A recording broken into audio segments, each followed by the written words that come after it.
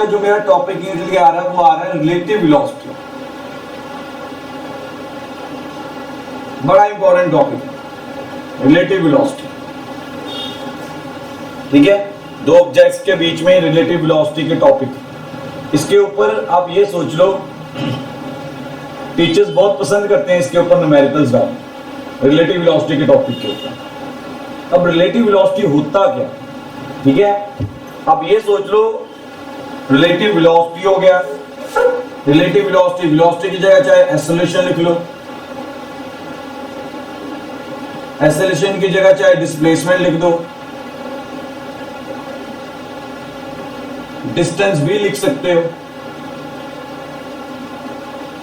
ठीक है, तो कभी कभी relative velocity, main topic relative velocity है, लेकिन relative acceleration, relative displacement, relative distance, ये सारा भी इसी मेथड के साथ साथ हम एक्सप्लेन करते जाते हैं। तो डोंट थिंक रिलेटिव वेलोसिटी होता क्या। ठीक है, अब रिलेटिव वेलोसिटी की अगर बात की जाए, ठीक है, रिलेटिव वेलोसिटी, रिलेटिव वेलोसिटी मतलब याद रख लो कंपैरिजन करना, कंपैरिजन। ठीक है, रफ लैंग्वेज में बोल सकते हैं कंपैरिजन करना, पूरी प्रॉपर फिजिक्स लैंग्वेज में नहीं बात कर रहा मैं, थोड़ी सी रफ लैंग्वेज में बात कर रहा हूं, फिजिक्स की लैंग्वेज में बात नहीं कर रहा। यहां पर कहीं ना कहीं रिलेटिव वर्ड तब भी आता है जब कंपैरिजन करना हो दो चीजों के बीच। अब अगर वर्ड आ रहा है रिलेटिव वेलोसिटी तो मतलब दो ऑब्जेक्ट्स की वेलोसिटीज के बीच में कहीं ना कहीं कंपैरिजन करते हुए बात करते हैं। ठीक है, कहीं ना कहीं उनके बीच में कंपैरिजन करते हुए मुझे बातें करनी है, तो दिमाग में मेरे कंपैरिजन चलना चाहिए जब मैं ये कंसेप्ट को समझ रहा हूं। ठीक है, in order to understand this subject, ये टॉपिक को समझना है तो थोड़ा बहुत वर्ड कंपैरिजन चलना चाहिए। ठीक है, अब रिलेटिव वेलोसिटी अगर मैं बोल देता हूं रिलेटिव वेलोसिटी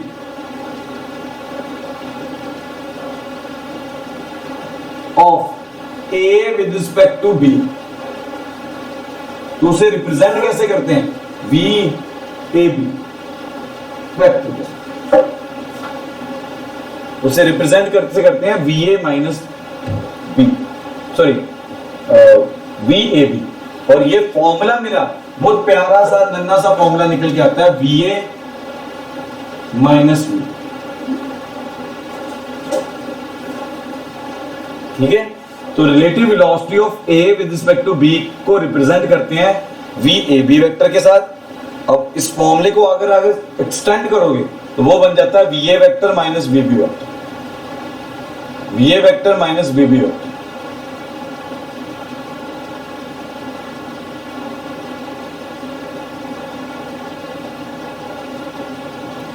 ठीक है, यहां तक क्लियर हुआ। चलिए अब इसे समझने की कोशिश करते हैं।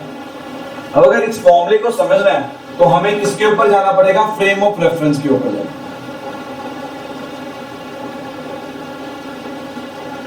अगर ये वाला टॉपिक समझना है तो पहले फ्रेम ऑफ रेफरेंस को समझना पड़ेगा। और फ्रेम ऑफ रेफरेंस को मैंने कैसे बताया, ठीक है, frame of reference, frame of reference होता है वेयर ऑब्जर्वर इज स्टैंडिंग, जहां पर जो बंदा ऑब्जर्व कर रहा है, जहां पर वो बंदा खड़ा हुआ है, उस जगह को हम फ्रेम ऑफ रेफरेंस बोलना शुरू कर देते हैं। ठीक है, फ्रेम ऑफ रेफरेंस क्या होता है, जिस जगह पर एक मेरा ऑब्जर्वर खड़ा हुआ है, वो ऑब्जर्व कर रहा है जिस जगह पर खड़ के, उसे क्या बोलते हैं, फ्रेम ऑफ रेफरेंस। ठीक है, फॉर एग्जांपल मैंने क्या किया, मैंने ना यहां पर एक छोटा सा ट्रॉली बना ली, ठीक है, एक छोटी सी ट्रॉली बना ली। अब ए ऑब्जेक्ट इस ट्रॉली के ऊपर और बी ऑब्जेक्ट मेरा यहां पर खड़ा ऑब्जर्व कर रहा है, बाहर ग्राउंड के ऊपर। ठीक है, ए ऑब्जेक्ट यहां पे, ठीक है, बात को समझिए। ए मेरा ट्रॉली के ऊपर है, बी मेरा ग्राउंड पे है। अब बी जो है मेरा रेस्ट पे है ग्राउंड में। और ए जो है मेरी मूव कर रही है with 10 metre per second, with velocity of 10 metre per second. मेरा मूव कर रहा है 10 मीटर पर सेकेंड की वेलोसिटी के साथ।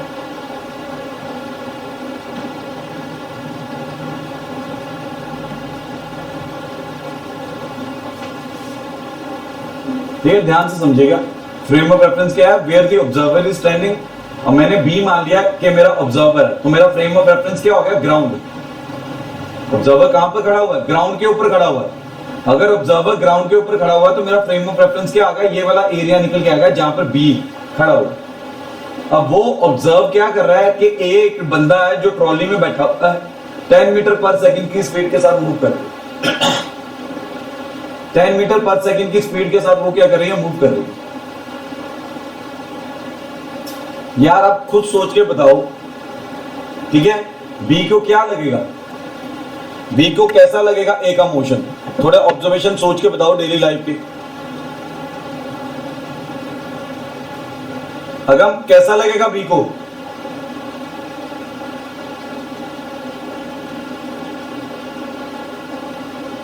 सोच के बताओ।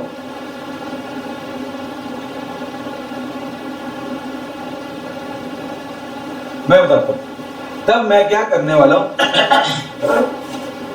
Relative velocity of A with respect to B निकालने वाला। अब relative velocity of A with respect to B अगर निकाले तो क्या निकल के आएगा? ए की वेलोसिटी आ रही है 10, बी की वेलोसिटी क्या आ रही है? 0, क्योंकि वो रेस्ट पे है ग्राउंड में।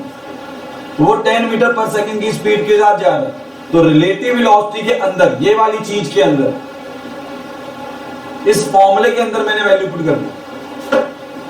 ठीक है, अब अगर मैं बी के पॉइंट ऑफ व्यू से सोचूं या बी के पॉइंट ऑफ व्यू के अकॉर्डिंगली ऑब्जर्व करने की कोशिश करूं, तो उसे कैसे लग रहा होगा कि ए 10 मीटर पर सेकंड की वेलोसिटी के साथ आगे मूव कर रहा है। ए 10 मीटर पर सेकंड की वेलोसिटी के साथ आगे मूव कर रहा है। फ्रेम ऑफ रेफरेंस क्या निकल के आ रहा था? Where the observer is standing, that is ground. ये मेरा फ्रेम ऑफ रेफरेंस निकल गया। ठीक है, अभी मैंने फ्रेम ऑफ रेफरेंस बी का चेंज कर दिया। अभी मैंने फ्रेम ऑफ रेफरेंस बी का चेंज कर दिया। ये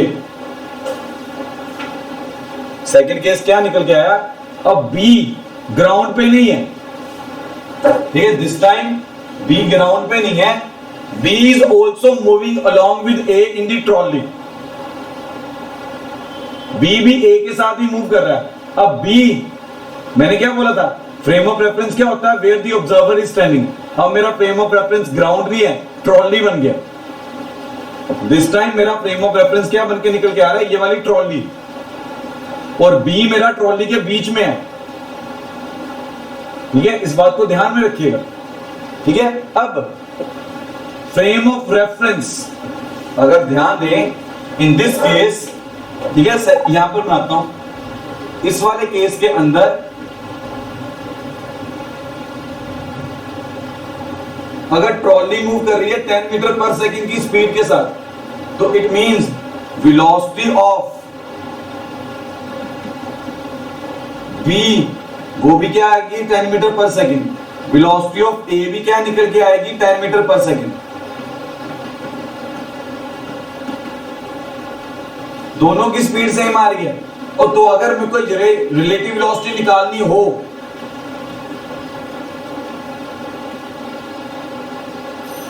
विद रिस्पेक्ट टू बी, तो वो क्या आएगा? VA minus VB। VA क्या चल रहा है? 10 के साथ, VB भी क्या चल रहा है? 10, तो 0 पर। खुद सोचो, आप कार में 2 बंदे जा रहे हो, अगर कार की स्पीड 100 किलोमीटर पर आ रहा है, यार एक दूसरे के विद रिस्पेक्ट टू, ठीक है, वो दोनों तो यही बोलेंगे ना कि हाँ हम दोनों एक दूसरे के विद रिस्पेक्ट टू रेस्ट में। फॉर एग्जांपल, एक बंदा ट्रेन के बाहर है, जब तक तो वो ट्रेन के बाहर है तो उसे अपने पैसेंजर्स जो नजर आ रहे हैं ट्रेन के अंदर, उन सभी की स्पीड क्या निकल के आ रही है उसके लिए? जितनी स्पीड ट्रेन की है। पर अगर वही बंदा ट्रेन में जाकर बैठ जाए तो मतलब उसके को पैसेंजर्स की स्पीड उसके विद रिस्पेक्ट टू क्या निकल के आएगी? 0 निकल के आएगी, दैट इज रेस्ट निकल के आएगी। सो इट मींस यहां पर मैं ये बोल सकता हूं कि कहीं ना कहीं रिलेटिव वेलोसिटी किसके ऊपर डिपेंड कर रही है? फ्रेम ऑफ रेफरेंस के ऊपर डिपेंड कर रही है। रिलेटिव वेलोसिटी किसके ऊपर डिपेंड कर रही है? फ्रेम ऑफ रेफरेंस के ऊपर डिपेंड कर रही है, where the observer is standing. Observer कहां पर खड़ा होकर ऑब्जर्व कर रहा है उसके ऊपर डिपेंड करता है। तो relative velocity depends on frame of reference. अगर फ्रेम ऑफ रेफरेंस चेंज हो जाएगा तो रिलेटिव वेलोसिटी भी चेंज हो जाएगी। आपके सामने है, ठीक है। इनिशियली रिलेटिव वेलोसिटी क्या निकल के आ रही थी? जब वो ग्राउंड पे था तो इनिशियल वेलोसिटी मेरे पास क्या निकल के आ रही थी? 10 निकल के आ रही थी रिलेटिव वेलोसिटी। लेकिन जैसे ही ऑब्जर्वर ट्रॉली में चला गया ए के साथ, तो रिलेटिव वेलोसिटी मेरे पास क्या निकल के आ रही है? 0 मीटर पर सेकंड निकल के आ रही है। 0 मीटर पर सेकंड निकल के आ रही है। ठीक है, यहां तक क्लियर हुआ सभी को? मनमीन क्लियर है इतना? यस मनमीन जी क्लियर है? कृष्णा? चलिए, इशिता, तवलीन क्लियर है? आप थोड़ा लेट आए हो, क्लियर है? रेपिटेशन तो नहीं करना कुछ? चलो, यहां तक क्लियर है सभी को, ठीक है। मैं थोड़ा आगे बढ़ता हूं। अगर इसी ट्रॉली के अंदर this time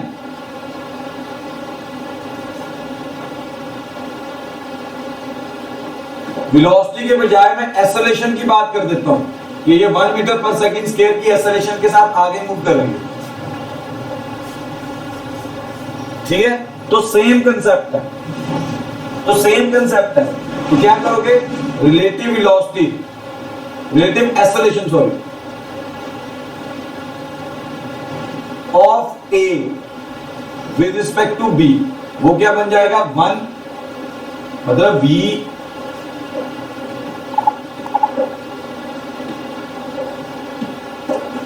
A minus A B. A की एक्सेलरेशन क्या निकल जाएगी? जो ट्रॉली की एक्सेलरेशन है, दैट इज 1। बी क्या है? रेस्ट में, इसकी एक्सेलरेशन क्या निकल के आएगी? 0। तो ये क्या निकल गई? 1 metre per second.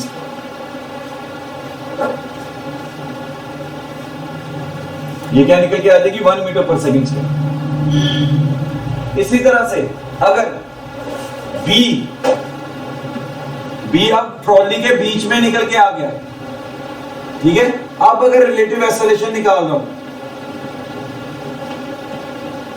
Of A and B निकाल लो, of A with respect to B निकाल लो, तो क्या आएगी? B A B. अब ए की एक्सेलरेशन अगर 1 है तो बी भी तो ट्रॉली के बीच में ही है, ठीक है। ए की एक्सेलरेशन 1 क्यों थी? क्योंकि वो ट्रॉली में था। ट्रॉली की एक्सेलरेशन क्या आ रही है? 1 मीटर पर सेकंड स्क्वायर। अब बी भी मेरा ट्रॉली के बीच में आ गया, ठीक है। अगर ट्रॉली की acceleration 1 metre per second square है तो बी की भी एक्सेलरेशन वही निकल के आएगी। तो यहां पर एक्सेलरेशन 1 - 1 दैट इज 0 बन जाए।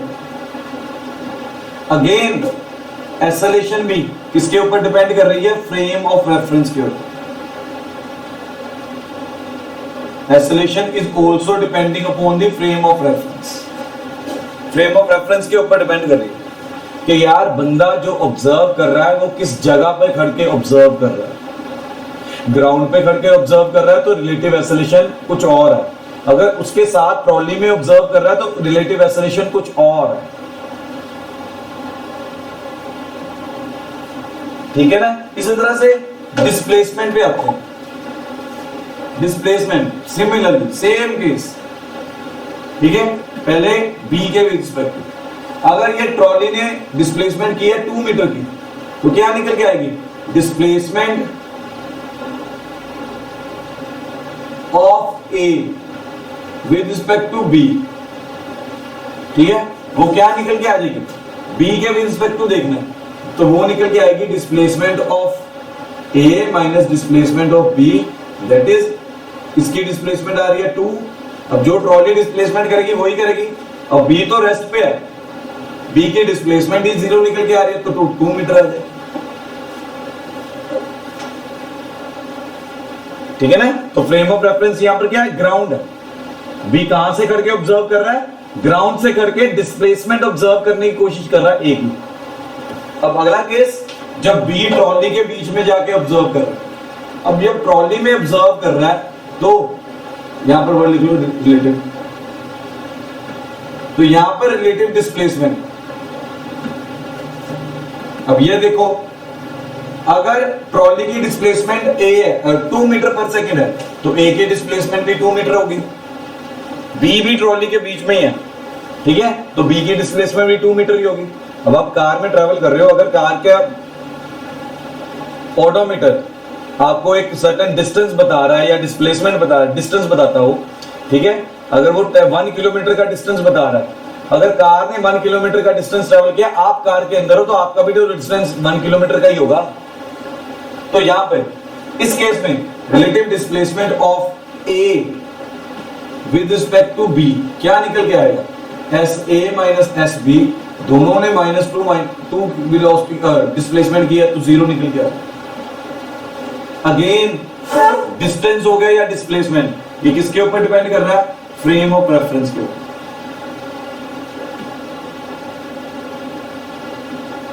तो मैंने क्या देखा अभी तक, velocity, acceleration, distance and displacement, ये सारा का सारा किसके ऊपर डिपेंड कर रहा है, फ्रेम ऑफ रेफरेंस के ऊपर डिपेंड कर रहा है। ये सारा का सारा किसके ऊपर डिपेंड कर रहा है, फ्रेम ऑफ रेफरेंस के ऊपर डिपेंड कर रहा है। तो मेरा क्वेश्चन है अभी आपके लिए, जसलीन आपके लिए, आपसे एक क्वेश्चन पूछ रहा हूं, ठीक है, सभी सोच के रखिएगा इसका answer. What about time, time frame of reference के ऊपर डिपेंड करेगा। हमने वेलोसिटी की बात कर ली, एक्सेलरेशन की बात कर ली, डिस्टेंस एंड डिस्प्लेसमेंट की बात कर ली। Is time depends upon frame of reference? सोच के देखो जरा इस बात, टाइम मेरा फ्रेम ऑफ रेफरेंस के ऊपर डिपेंड करेगा? सोच के, जिसके दिमाग में जो आ रहा है, गलत आ रहा, सही आ रहा, भूल जाओ। तो भी यहां पर हमने अपने दिमाग के घोड़ों को दौड़ाना, एक्सरसाइज करनी है अपने दिमाग की सोचने से। गलती हो जाएगा ज्यादा से ज्यादा। करता है डिपेंड। चलो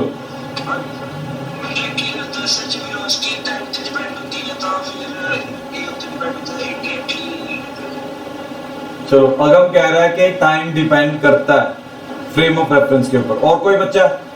किसी और ने भी बीच में बोला था ना, तवलीन के अकॉर्डिंगली नहीं कर रहा। तवलीन, हाँ, वेरी गुड, आगे आगे, वेरी गुड, बिल्कुल सही बोला। Time does not depend upon the frame of reference. Thank you Tavleen, very good. ठीक है, क्यों नहीं डिपेंड करता? बिल्कुल सही बोला तवलीन ने।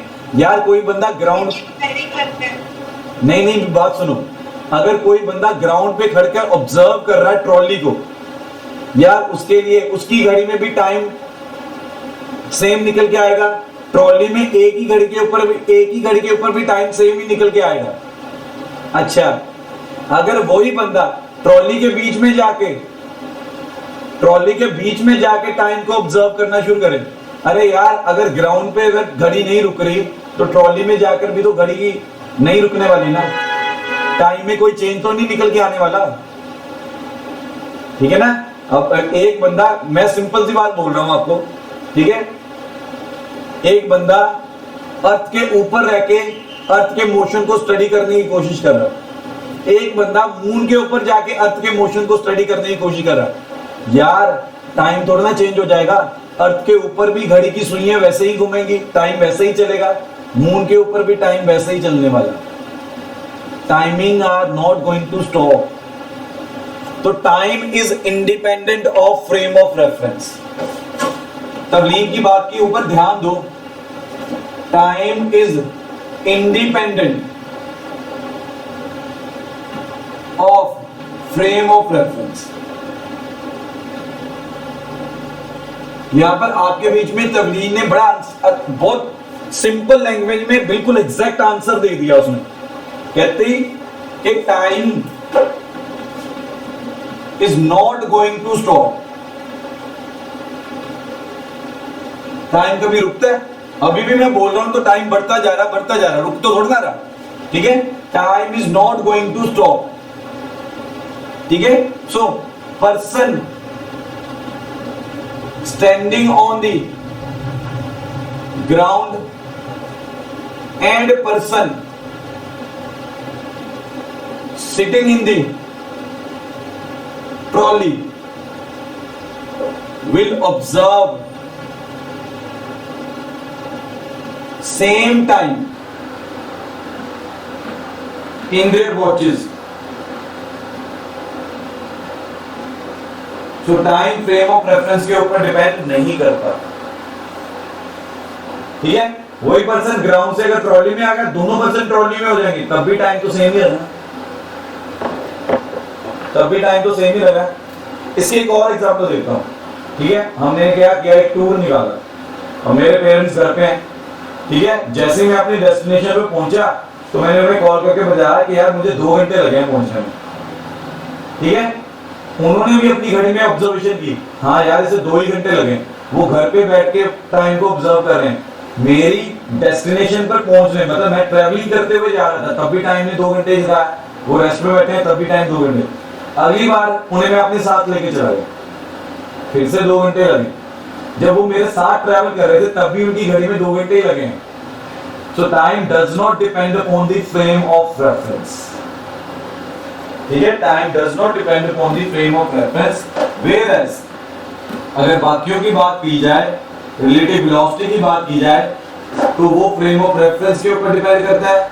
एक्सेलरेशन की बात की जाए तो वो भी फ्रेम ऑफ रेफरेंस के ऊपर डिपेंड करता है। डिस्टेंस एंड डिस्प्लेसमेंट की बात की जाए, वो भी फ्रेम ऑफ रेफरेंस के ऊपर डिपेंड करता है। और फ्रेम ऑफ रेफरेंस को याद रखिएगा, where the observer is standing. Observer खड़ा होके जिस जगह पर उसे ऑब्जर्व करने की कोशिश कर रहा है, that is known as frame of reference, उसे बोलते हैं फ्रेम ऑफ रेफरेंस, ठीक है। अब यहां पर मैं एक एग्जांपल देता हूं और, ठीक है, न्यूमेरिकल की फॉर्म में एक एग्जांपल देता हूं, ठीक है।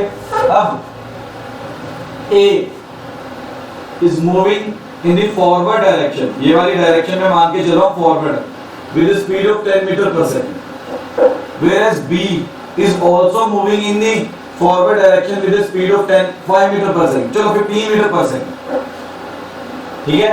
Find relative velocity of A with respect to B, क्या निकल के आएगी रिलेटिव वेलोसिटी? -5। Very good. तो VAB इज इक्वल टू क्या आएगा, VA माइनस VB, दोनों की डायरेक्शन फॉरवर्ड है, तो वो क्या निकल के आ रहा है मेरे पास, -5, ये निकल गया। अब इसका आंसर अगम ने दिया है। अगम, इसकी डेली लाइफ के एग्जांपल बताओ मुझे, क्या निकल गया, डेली लाइफ के साथ रिलेट करके बताओ इसकी एग्जांपल क्या निकल गया इस सिचुएशन की। जब क्या,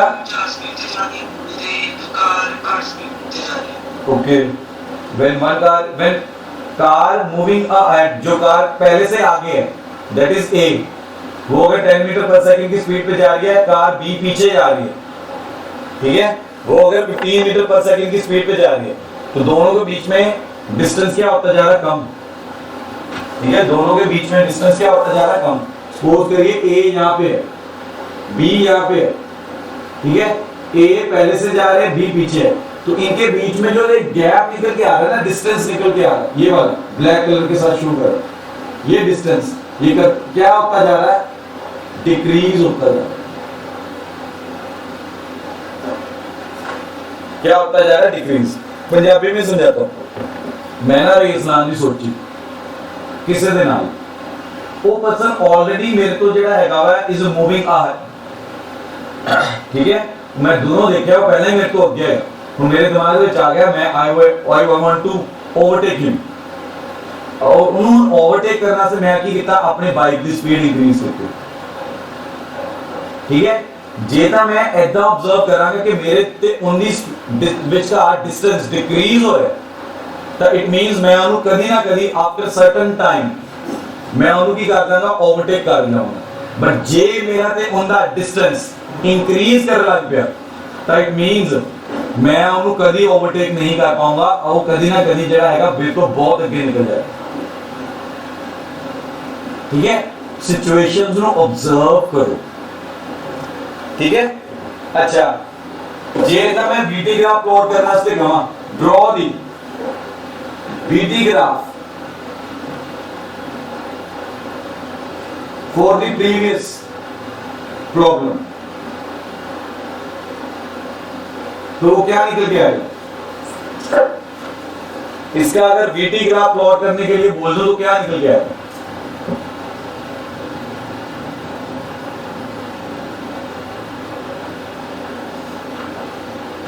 ठीक है, तो ध्यान से समझते हैं वीटी ग्राफ को।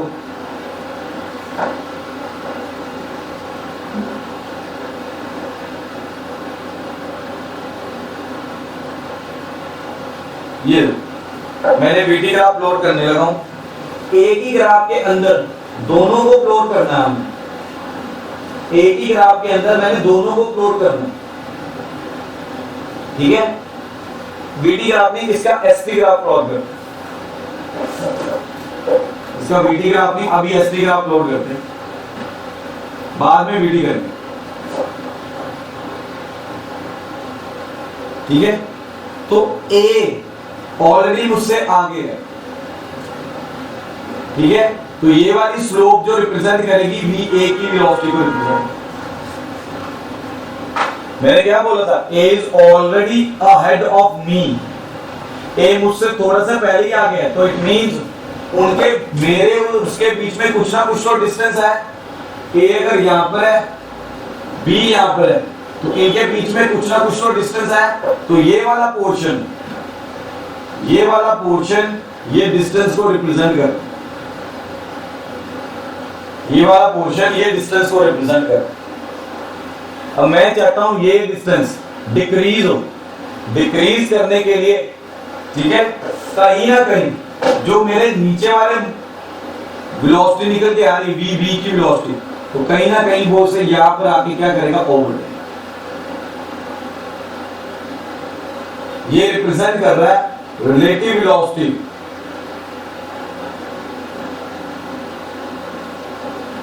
Of A with respect to B, ठीक है। लेकिन एसडी ग्राफ में कर रहा है, तो यहां पर मुझे क्या पता चल रहा है? एसडी ग्राफ में रिलेटिव डिस्प्लेसमेंट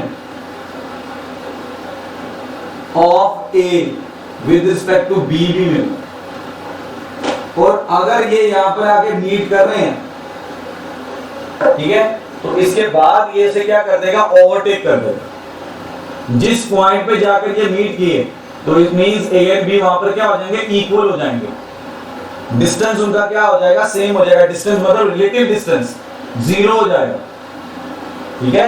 अगर मैं इस पॉइंट की बात करूं, ये वाला पॉइंट अगर सी पॉइंट मान के चलूं, relative distance of A and B at C, वो क्या निकल के आएगा? जीरो निकल के आएगा, क्योंकि दोनों का डिस्टेंस क्या निकल के आ रहा है? यहां पर जीरो निकल गया, सेम निकल गया। रिलेटिव डिस्टेंस हो गया या डिस्प्लेसमेंट हो गया, लेकिन रिलेटिव वेलोसिटी जीरो नहीं निकल के आएगी। रिलेटिव वेलोसिटी वैसे की वैसे ही रहेगी, ठीक है। अगर इसकी 10 मीटर पर सेकंड है, इसकी 15 मीटर पर सेकंड है, तो रिलेटिव वेलोसिटी मेरी वैसे की वैसे ही चल रही है, -5 मीटर पर सेकंड। तो यहां पर ये कहीं ना कहीं अगर इस ग्राफ के अंदर देखूं, तो ये रिलेटिव वेलोसिटी मेरे पास क्या निकल के आ रही है? मैं कांस्टेंट मान के चल रहा हूं। चेंज किस में आ रहा है? बस रिलेटिव डिस्प्लेसमेंट के अंदर चेंजेस आ रहे हैं। इस पॉइंट के ऊपर देखो, ठीक है। ऑब्जर्व कैसे करते हैं? यहां पर देखो, ये देखो, अगर ये मैं मान के चल रहा हूं 2 मीटर और ये मैं मान के चल रहा हूं 4 मीटर, तो इनके बीच में जो ये गैप निकल के आ रहा है, ये वाला, ये डिस्टेंस रिप्रेजेंट कर रहा है कि इनके बीच में रिलेटिव डिस्टेंस कितना निकल के आ रहा है? 2 मीटर, ठीक है। अगर एसटी ग्राफ लोगे तो ये रिलेटिव डिस्प्लेसमेंट को शो कर रही है। इस ग्राफ की स्लोप, ठीक है, स्लोप हमें मालूम है, एसटी ग्राफ के अंदर स्लोप अगर निकालोगे तो वो वेलोसिटी को रिप्रेजेंट कर रही है, ठीक है। अगर ये स्ट्रेट लाइंस निकल के आ रही है, तो रिलेटिव वेलोसिटी जो a with respect to b निकल के आ रहा है वो कांस्टेंट है, दैट इज -5 मीटर, ठीक है। अच्छा, अगर यही चीज vt ग्राफ के अकॉर्डिंगली रिप्रेजेंट करो, ठीक है, यही चीज अगर vt ग्राफ के अकॉर्डिंगली रिप्रेजेंट करता हूं, ध्यान से समझना, अगर यही चीज मैं VT ग्राफ के अकॉर्डिंगली रिप्रेजेंट करने की कोशिश करता हूं, तो प्रॉब्लम क्या निकल के आ रही है इसमें? अब स्पीड जो निकल के आ रही है मेरी ऑलरेडी v की ज्यादा निकल के आ रही है, ठीक है। ये b की स्पीड को रिप्रेजेंट कर रहा है, that is 15 metre per second. ये a की स्पीड को रिप्रेजेंट कर रहा है, that is 10 metre per second, ठीक है। तो रिप्रेजेंट कैसे, इस तरह से कर रहे हैं, तो इनको कैसे मैं रिलेटिव वेलोसिटी कैसे दिखाऊंगा? इसके बीच है कोई मेथड रिलेटिव वेलोसिटी दिखाने का इनका? पीछे एसडी ग्राफ में तो पता चल रहा था कि यार उनके बीच में डिस्टेंस है, तो एक ए का डिस्टेंस ले लिया, बी को 0 से शुरू कर दिया। इनके बीच में मैं कैसे मिलान करूंगा? मैं कैसे शो करूंगा कि ए आगे है और बी पीछे है?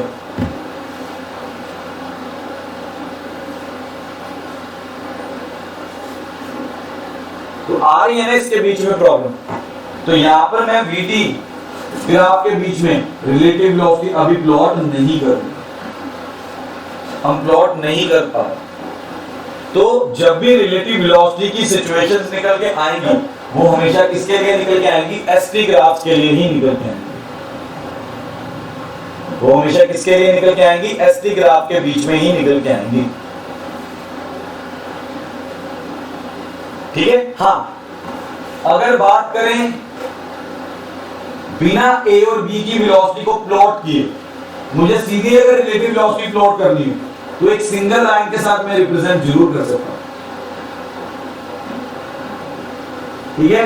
एक सिंगल लाइन के साथ, मतलब इसमें मैं वेलोसिटी ऑफ ए को रिप्रेजेंट नहीं करूंगा, वेलोसिटी ऑफ बी को रिप्रेजेंट नहीं करूंगा, इनकी सिर्फ रिलेटिव वेलोसिटी को रिप्रेजेंट करूंगा, ठीक है। तो रिलेटिव वेलोसिटी मेरी इन दोनों की क्या निकल के आ रही थी? -5।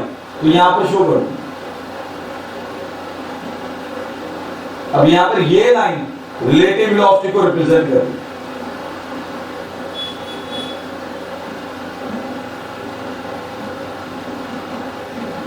लेकिन इसके बीच में, ठीक है, अगर ए और बी की रिप्रेजेंट करनी होगी वेलोसिटी, तो ए बी की यहां पर निकल के आएगी, ए की यहां पर निकल के आएगी। ये ए इस तरह से, ये बी को रिप्रेजेंट करेगा, ये बी ए को रिप्रेजेंट करेगा। तो इस तरह से मैक्सिमम ग्राफ निकल के आएगा इसका, ज्यादा से ज्यादा कांस्टेंट के केसेस में। लेकिन ये ग्राफ मुझे ज्यादा इंफॉर्मेशन कुछ नहीं देता। तो प्रैक्टिकली अगर देखा जाए तो रिलेटिव वेलोसिटी के कांसेप्ट में हम एसटी ग्राफ्स के साथ ही ये सारी बातें एक्सप्लेन करने की कोशिश करते हैं, ठीक है। रिलेटिव वेलोसिटी में क्योंकि VT ग्राफ्स के बीच में कुछ ऐसे चीज निकल के आएगी, इससे ज्यादा कुछ नहीं निकल के आएगा, ठीक है जी। ये नोट कर लो सारी बातें,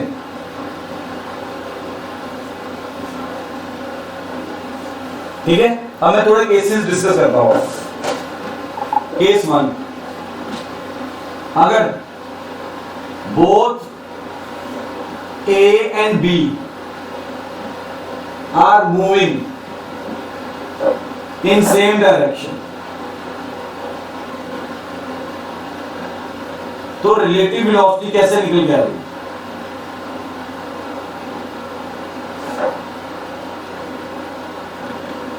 ठीक है, relative velocity of A with respect to B क्या निकल जाएगा? तो होता है VA माइनस बी। इस तरह से निकल जाता है। अरे जब न्यूमेरिकल्स करने होंगे तब एक बात और बताऊंगा, अभी न्यूमेरिकल्स के ऊपर नहीं जा रहे, सिचुएशंस के ऊपर जा रहे हैं। Second, if A and B are moving in opposite directions,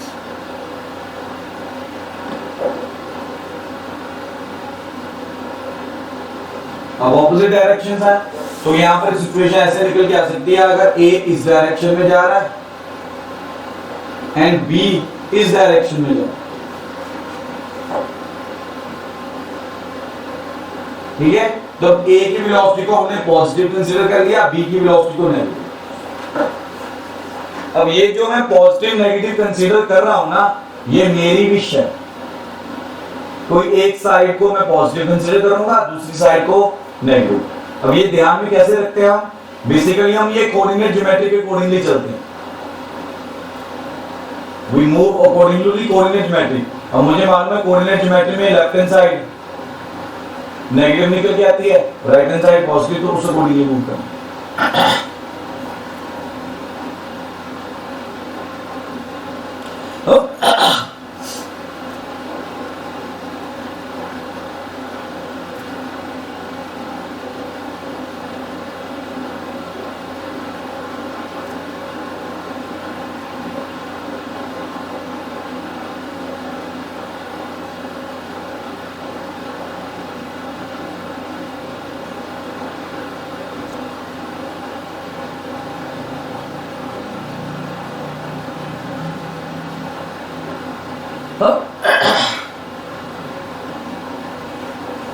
ठीक है, तो क्या किया हमने, ऑपोजिट डायरेक्शन में दिया तो VA की वेलोसिटी पॉजिटिव होगी, VB की वेलोसिटी नेगेटिव कंसीडर करें, क्योंकि डायरेक्शंस है ऑपोजिट लेंगे, कोई एक डायरेक्शन पॉजिटिव ली, दूसरी डायरेक्शन नेगेटिव, तो क्या निकल के आएगा? तो यहाँ पर VA, अब इसका मीनिंग क्या होता है, relative velocity of A with respect to B, तो क्या निकल के आएगा, VA माइनस VB, VA निकल के आ रहा है पॉजिटिव, ठीक है, VA माइनस VB। अब अगर मैं ये वेलोसिटी मान के चल रहा हूं इसकी 15, तो इसकी वेलोसिटी में मान के चल रहा हूं 10, तो वैल्यूज पुट कर देते हैं, ये आ जाएगी 10 मीटर पर सेकेंड माइनस, अब ये वेलोसिटी क्या कंसीडर करनी है, नेगेटिव, क्योंकि डायरेक्शन ऑपोजिट है, तो ये 15 मीटर पर सेकेंड ही आएगा। कुल मिला के सारा सॉल्व करके 10, ये माइनस माइनस क्या हो जाएंगे प्लस, 35 मीटर पर सेकेंड, क्या निकल के आएगा, 25 मीटर पर सेकेंड। हाँ जी क्या कह रहे हो, हाँ जी क्या कह रहे हो, ओ सॉरी 25 आएगा, ठीक है। मेन केसेस की तरफ ध्यान दो, if A and B are moving in the opposite direction, तो कैसे लिखें? तो किसी एक की पॉजिटिव माननी है वेलोसिटी, दूसरे की नेगेटिव माननी है, formula will remain same, formula में चेंज नहीं आएगा, VA माइनस VB ही रहेगा। लेकिन यहाँ पर जब आपको वेलोसिटी की वैल्यू पुट करनी है, जो नेगेटिव में आ रही है उसे नेगेटिव ही कंसीडर करके चलना, और जो पॉजिटिव आ रही है उसे पॉजिटिव ही कंसीडर करके चलना। इसी का एक सब केस निकल के आता है, ये यार ऑपोजिट तो ये भी हो सकता है,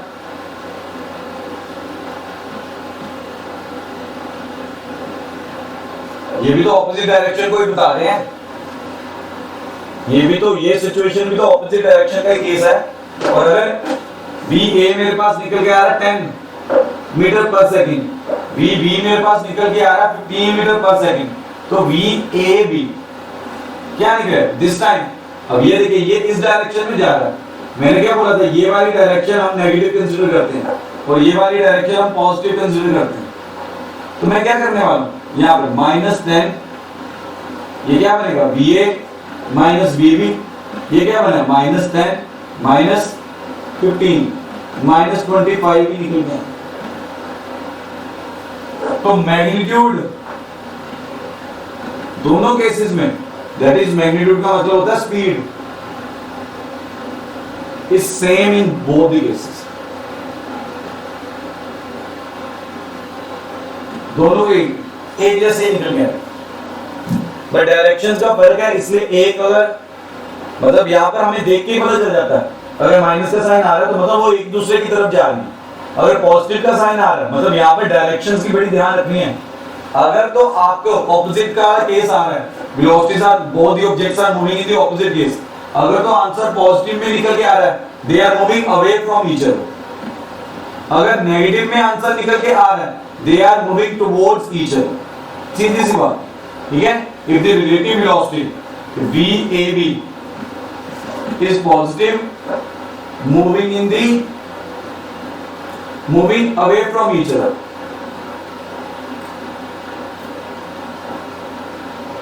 नोट कर लो, अगर VAB नेगेटिव निकल के आ गया तो मूविंग टुवर्ड्स ईच अदर, ये केस कौन सा निकल के आ रहा है, combined case, when both are moving in the opposite direction.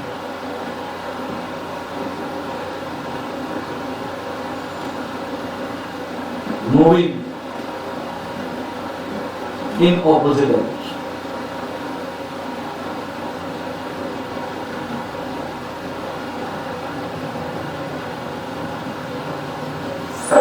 And both are moving in the opposite direction.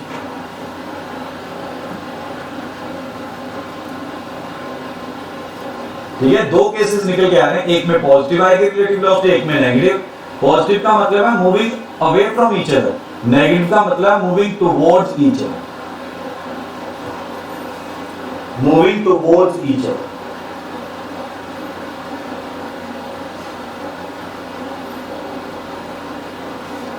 ठीक है जी। अब एक सिचुएशन करते हैं, ट्रेन की बात करते हैं, ये न्यूमेरिकल कर रहे हैं हम। ठीक है, बड़े क्वेश्चन मिलेंगे आपको अपनी रेफरेंस के बीच में। ठीक है, आप अपनी रेफरेंस बुक बताइए, उसमें आपको बड़े क्वेश्चन ट्रेन वाले मिलेंगे। ठीक है, अब यहाँ ध्यान रखते हैं। अब 2 trains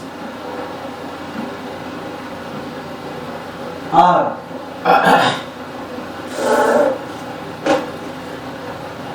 running in opposite directions.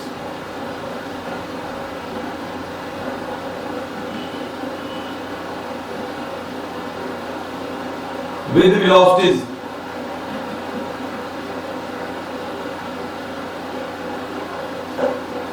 (40 km per hour and 30 km per hour. ठीक है, find there relative velocity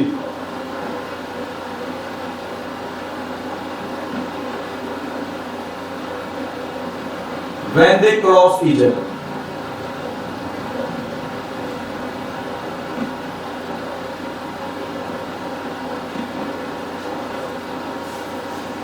situation देखो कौन सी निकल के आ रही है, find the relative velocity when they cross each other. J cross इधर है, दूसरी बार उसने बोल दिया ऑपोजिट डायरेक्शन। इसका मतलब ये क्या है कि दोनों की दोनों ट्रेन एक दूसरे की तरफ आ रही। अगर एक दूसरे की तरफ आएंगी तभी तो एक दूसरे को क्रॉस करेंगी। ठीक है, बात समझ में आ रही है ना।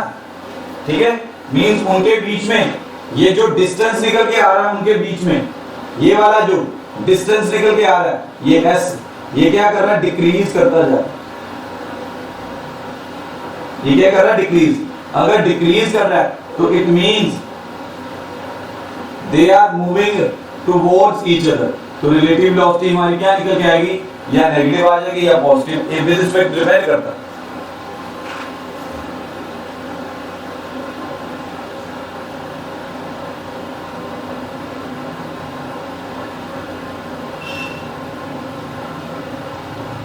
ठीक है, अब यहाँ पर मैं क्या करने वाला हूँ, अब जरूरी नहीं कि यहाँ पर एक बात तो समझेगा। अब ये कभी कभी पॉजिटिव नेगेटिव डिपेंड करता है कि मैं किसे आगे रख रहा हूँ किसे पीछे रख रहा हूँ। ठीक है, बस यहाँ पर मुझे सिचुएशन ने ये बता दिया कि ये डिक्रीज कर रही है तो ये एक दूसरे की तरफ मूव कर रही है। तो क्या निकल के आएगा रिलेटिव वेलोसिटी, तो मैंने ये निकालूंगा बी ए माइनस बी बी। ठीक है, अब अगर ए की वेलोसिटी पॉजिटिव कंसीडर करूंगा तो बी की वेलोसिटी क्या कंसीडर करूंगा, नेगेटिव कंसीडर करूंगा, नेगेटिव कंसीडर करूंगा।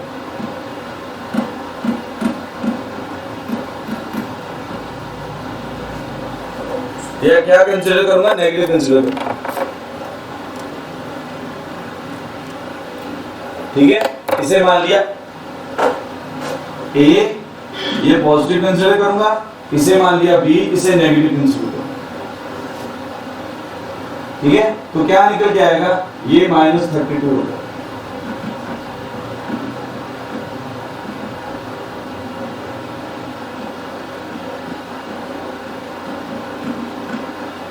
ठीक है, अब जो मैंने बात यहां पे बताई थी, they are moving away from each other, अगर पॉजिटिव आता है तो मींस ये वाली बात जो मेरी निकल के आ रही है, ठीक है, 100% एप्लीकेबल नहीं है। ये वाली बात मेरी 100% एप्लीकेबल नहीं है। Depends upon the situation and person to person. It depends upon the, ये कह लो, it depends upon the frame of reference. ये फ्रेम ऑफ रेफरेंस के ऊपर डिपेंड करती है। ये बात को समझिए, हर बार ये जरूरी नहीं होता कि जब पॉजिटिव निकल के आएगा तो they are moving away from each other. ठीक है, हर बार जरूरी नहीं होता कि ये नेगेटिव आ रहा है तो moving towards each other. Basically it depends upon the frame of reference. ये आपको समझनी पड़ेगी अलग अलग सिचुएशन। रट्टा वाला कुछ नहीं चलता। अगर मैं बोलूं कि ये चीज मैं रट्टा लगा नहीं, मैंने आपको एक बात बताने की कोशिश की लेकिन साथ में एक एग्जांपल दे दी जिसमें मेरी बात क्या हो रही है, कॉन्ट्राडिक्ट हो रही। तो ये आपके फ्रेम ऑफ रेफरेंस में डिपेंड कर रहा है कैसे चल रहा है।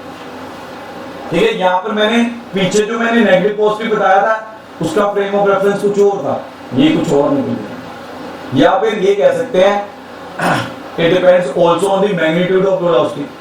पीछे VA की वेलोसिटी कम निकल के आ रही थी, VB की ज्यादा निकल के आ रही थी, इसके लिए भी डिपेंड करता है। तो सिचुएशंस के अकॉर्डिंगली मूव करना। ठीक है जी, आज इतना ही रखते हैं रिलेटिव वेलोसिटी के ऊपर। हमने ऊपर वाला सारी इंट्रोडक्शन रखी है आज। रिलेटिव वेलोसिटी की सिर्फ इंट्रोडक्शन के साथ बात की है हमने। मेन फ्रेम ऑफ रेफरेंस के ऊपर ध्यान देना है इसमें, हमने ये कंक्लूड किया। कल इसके न्यूमेरिकल्स के साथ मूव करेंगे।